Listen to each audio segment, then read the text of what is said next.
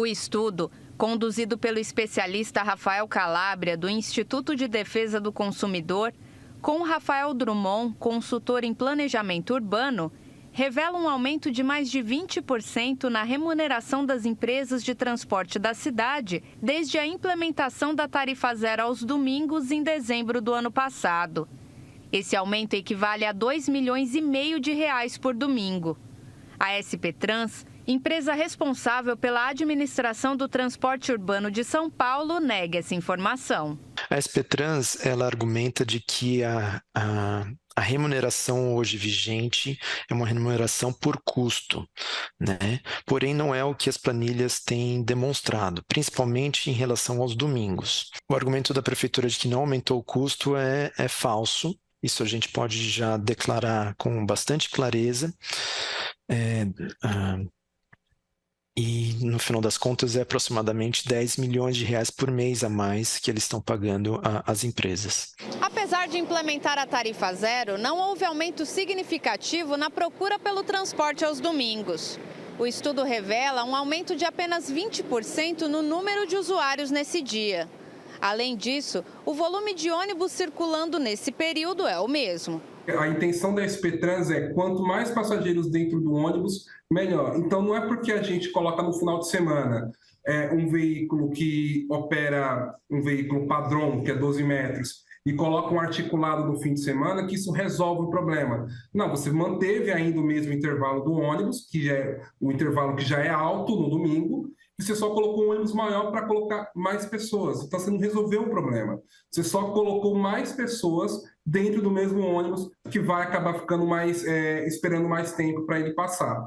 Quando você tem um intervalo muito alto do ônibus, você desestimula as pessoas a usar o transporte público.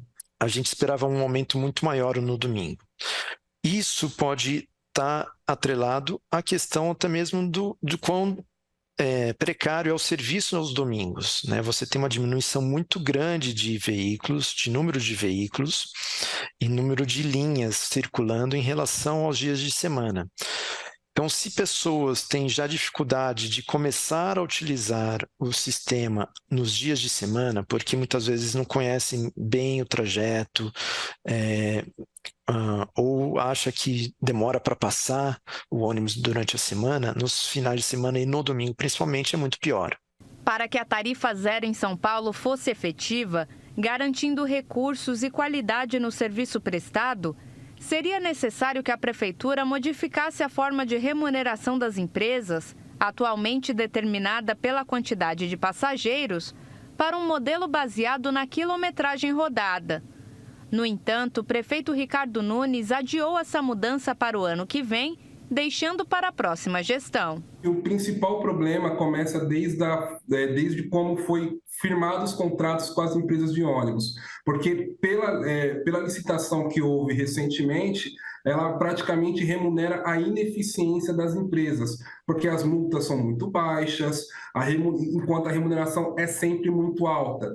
As empresas elas apresentam os indicadores como o IQT, que fala que as empresas precisam melhorar, e mesmo assim elas não são autuadas devidamente, não são acompanhadas devidamente. A prefeitura precisa colocar em prática o que já está no contrato, o que já está previsto no contrato, que é a remuneração puramente pelo custo da operação, pelo serviço prestado. Então, a remuneração hoje considera em grande parte o volume da demanda, né?